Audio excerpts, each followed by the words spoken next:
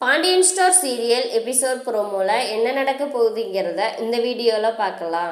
நம்ம அப்பத்தாவோட பர்த்டேவுக்கு வந்து எல்லாருமே நல்லா வந்து சந்தோஷமா எல்லாம் செலிப்ரேஷன் பண்ணி முடிச்சிட்டாங்க. கடைசியில் நம்ம கதிர் வந்து நம்ம அப்பத்தா ஆசைப்பட்ட மாதிரியே அவங்களோட ஹஸ்பண்ட் கூட ஃபோட்டோ எடுக்கணும், நான் இது நாள் வரைக்கும் நான் எடுத்ததே இல்லை, அதுதான் என்னோட ஆசை அப்படின்னு சொன்னதை வந்து நம்ம கதிர் காதில் விழுகவுமே அதை வந்து எடிட் பண்ணி ஃபோட்டோவை ஃப்ரேம் போட்டு கொடுத்துட்டாரு. அதை பார்த்தோன்னா ரொம்ப சந்தோஷமா இருக்குது.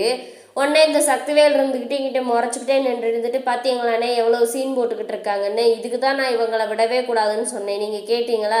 என்ன ஆத்தாவுக்கு என்ன மூளையாக குழம்பி போச்சு, ஏன் தான் இப்படி பண்ணுதுன்னே தெரியல, இங்கே பாரு இவங்க எவ்வளோ ஆட்டம் ஆடுறாங்கன்னு பாரு அப்படின்னு சொல்லி அந்த ஃபோட்டோ என் கையில் கிடச்சிச்சின்னா நான் உடச்சே போடுவேன் அப்படின்னு சொல்லிக்கிட்டு இருக்காங்க. பேசாமல் இரு சக்தி அப்படின்னு சொல்லி நம்ம முத்துவேலும் வந்து நம்ம சொல்லி வச்சுக்கிட்டே தான் இருக்கிறாரு.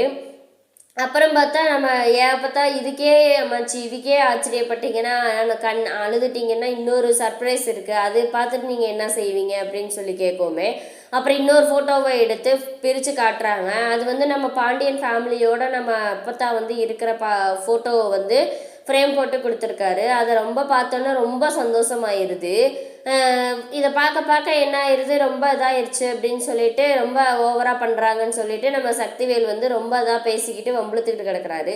இந்த ஃபோட்டோ உடச்சி போட்டால் தான் இவங்க அடங்குவாங்க அப்படின்னு சொல்லிட்டு வேகமாக போகவுமே நம்ம சரவணன் வந்து நீங்கள் எங்கே இங்கே வரீங்க, அதான் ஃபேமிலியோட நின்று பேசிக்கிட்டு இருக்கோம்ல, போய் மூளையில் நில்லுங்க, ஓரமாக நில்லுங்க, அப்புறம் வாங்க, என்ன தேவையில்லாமல் இங்கே முந்திட்டு வந்துட்டுருக்கீங்க அப்படின்னு சொல்லிட்டு அனுப்பி வச்சுருவாங்க. உடனே பழனி இருந்துட்டு இவங்களுக்கெல்லாம் நீ தாண்டா மாப்பிள்ள கரெக்டான ஆள் அப்படின்னு சொல்லிக்கிட்டு இருக்காங்க. ரொம்ப சந்தோஷம் சாமி, எனக்கு வந்து எவ்வளவுதான் இதைத்தான் நான் ஆசைப்பட்டேன், இது நாள் வரைக்கும் எனக்கு யாருமே செய்யலை, என் பேரன் தான் என் தங்க பேரன் தான் எனக்கு இதை என் ஆசையை நிறைவேற்றி கொடுத்துட்டாங்க அப்படின்னு சொல்லிட்டு அப்போத்தான் வந்து ரொம்ப ஆசையாக பேசிக்கிட்டு இருக்காங்க. காந்திமதி பேச பேச என்ன ஆயிடுச்சு, அவங்க குடும்பத்தை புகழவுமே நம்ம சக்திவேலுக்கு கோவம் ரொம்ப வந்துருச்சு.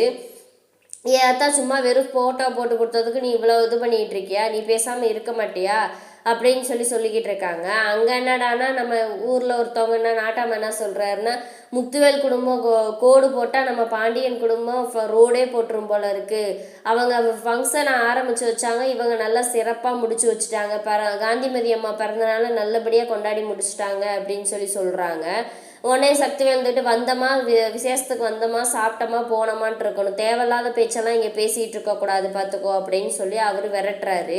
உடனே நம்ம காந்திமதி இருந்துக்கிட்டு பேசாமல் இருக்கியா இல்லையா சக்தி, இத்தனை நாள் நான் ஆசைப்பட்டேன், நான் இத்தனை வருஷத்தோட ஆசையை வந்து என் பேரன் தான் என் தங்க பேரன் தான் எனக்கு நிறைவேற்றி கொடுத்துருக்காங்க, இத்தனை நாள் உங்கள்கிட்ட நான் எத்தனை நாள் நான் அழுதுருப்பேன் தெரியுமா, நானும் என் வீட்டுக்காரும் ஃபோட்டோ எடுக்காமல் இருக்கிறது நினச்சி அதை இத்தனை நாள் நான் உங்கள்கிட்ட வாய் விட்டு கூட நான் சொல்லியிருப்பேன், உங்களால் அந்த இதை செய்ய முடிஞ்சா, என் பேரன் தான் செஞ்சுருக்காங்கன்னு ரொம்ப தலையில் தூக்கி வச்சு பேசிக்கிட்டு இருக்காங்க.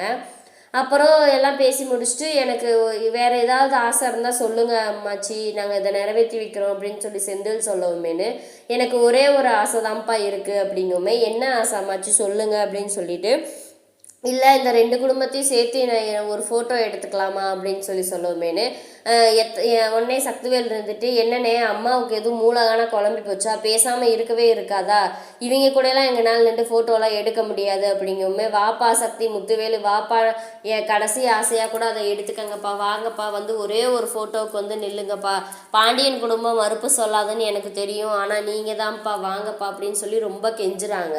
சரின்னு சொல்லிட்டு சரி அம்மாவோட ஆசைக்காக என்ன பண்ணுறது அப்படின்னு சொல்லி ரொம்ப கெஞ்சவுமே போய் அவங்களும் நின்றுட்டாங்க. ஃபோட்டோ எடுத்து முடிச்சதுக்கப்புறம் நம்ம கதிரை கூப்பிட்டு, ஏப்பா இந்த ஃபோட்டோவை எனக்கு பெருசாக போட்டு கொடுத்துட்றியா அப்படிங்குமே, போட்டு கொடுத்துட்றேம்மாச்சி அப்படின்னு சொல்லிட்டு பேசிக்கிட்டு இருக்காங்க. அப்புறம் எல்லாம் ஃபோட்டோ எடுத்து முடிச்சதுக்கப்புறம் எல்லாம் சாப்பாட்டுக்காக ரெடி ஆயிடுச்சா அப்படின்னு சொல்லி எல்லாம் ரெடி பண்ணிக்கிட்டு இருக்காங்க.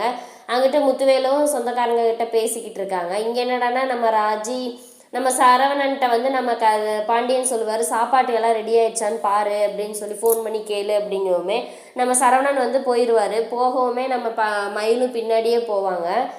போகவுமேனு இங்கிட்டு வந்து நம்ம கதிரை வந்து நம்ம ராஜி கூட்டிகிட்டு இங்கிட்டு போயிடுவாங்க. உடனே செந்தில் இருந்துட்டு அண்ணனும் அண்ணியும் ஒரு சைடு போயிட்டாங்க, ராஜி கதிரும் கூட ஒரு சைடு போயிட்டாங்க, வா நம்ம எங்கிட்டாவது போகலாமே அப்படிங்குமே, ஆமாம் எங்கே போகிறது, நீங்கள் கூட்டிகிட்டு போனால் ஃபோட்டோஸுக்கு தான் கூட்டிகிட்டு போவீங்க அப்படிங்குமே, ஏன் ஃபோட்டோஸ்னால் இப்படி பயப்படுறாங்கன்னா, பூதம் இருக்கா எலி இருக்கா அப்படின்னு, இன்றைக்காவது அங்கே வீட்டுக்கு வருவியா இல்லை இன்றைக்கி மாமியார் வீட்டில் இருந்துக்குவியா அப்படின்னு சொல்லி செந்தில் வம்புளுக்குமே, இன்னும் அதை நான் முடிவு பண்ணலை அப்படின்னு சொல்லிக்கிட்டு இருப்பாங்க.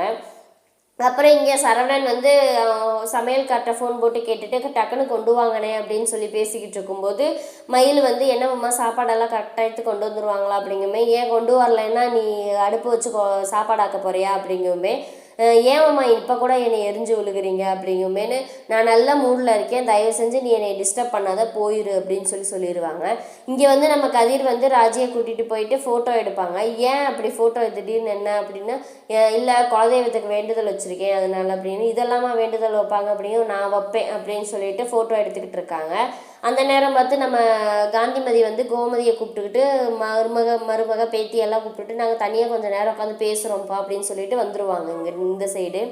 சரின்னு சொல்லிட்டு அவங்களும் அந்த சைடு வந்துடுவாங்க. நம்ம இதில் வந்து நம்ம குமார் என்னடான்னா அந்த ஃபோட்டோவை எடுத்து எப்படியாவது உடச்சிடணும் அப்பா சொன்ன மாதிரியே அப்படின்னு சொல்லிட்டு உடைக்கிறதுக்காக வர்றப்ப நம்ம சரவணன் பார்த்துருவாரு. பார்த்துட்டு என்ன ஃபோட்டோ மேலே கை வைக்கிற அப்படி, இல்லை இடைஞ்சலாக இருக்குல்ல அதனால எடுத்து வைக்க போகிறேன் அப்படிங்குமேனு, என்ன இவ்வளோ பெரிய கோயிலில் இந்த ஃபோட்டோ ஒன்று உனக்கு கண்ணை உறுத்திக்கிட்டு இருக்குதா, ஒழுங்கு மரியாதையாக போயிரு அப்படின்னு சொல்லி விரட்டி விட்டுருவாரு. இங்கே வந்து நம்ம மகளோட போய் காந்திமதி உட்காந்து பேசிக்கிட்டு இருப்பாங்க. என் ரொம்ப நாளோட ஆசை நான் இப்போ நிறைவேறிடுச்சு, பரவாயில்ல, பாண்டியன் வந்து வளையல் எடுத்து கொடுத்தது எனக்கு ரொம்ப சந்தோஷம், ஒன்றும் சொல்லலையாமா அப்படிங்குமே, அவருக்கு ஒன்றே அரசி சொல்கிறாங்க, எங்கள் அப்பா உங்களுக்கு ஒட்டியானமே வாங்கி கொடுக்க சரின்னு சொன்னாலும் சரின்னு சொல்லிடுவார் அப்படின்னு சொல்லிட்டு இருக்காங்க. பாண்டியன் நல்ல பையன், பரவாயில்ல, உங்கள் வீட்டுக்காரர் நல்ல புருஷன் அப்படி அமைச்சிருக்காரு அப்படின்னு சொல்லிட்டு, ஆனால் என் மையங்களுக்கு தான் வந்து கொஞ்சம் கூட ஆள் வளர்ந்த அளவுக்கு மூளை வளரவே இல்லை அப்படிங்குமேனு உடனே மாறி இருந்துட்டு, போதும் மருமகனை தூக்கி தலையில் வச்ச மாதிரி மயங்களை மிதிக்காதீங்க அப்படிங்குமே, நான் எங்கே மிதிச்சேன் மாதிரி, உடனே உனக்கு புருஷனை சொன்னோன்னு அவனை கோவம் வந்துருச்சு அப்படின்னு நடக்கிறது தானே நானும் சொன்னேன் அப்படிங்க. என்னோட ரொம்ப நாள் ஆசை இப்போ நிறைவேறிடுச்சு, இன்றைக்கி தான் என்னை என் சந்தோஷமாக நான் வந்து மனசார இன்னையோட என் உயிர் பிரிஞ்சா கூட எனக்கு சந்தோஷம்தான் அப்படின்னு சொல்லி பேசிக்கிட்டு இருக்காங்க. இதுக்கப்புறம் என்ன நடக்க போகுதுங்கிறத வந்து அடுத்த வீடியோவில் பார்க்கலாம். அந்த வீடியோ பிடிச்சிருந்தா மறக்காமல் லைக் பண்ணுங்கள், சப்ஸ்கிரைப் பண்ணுங்கள்.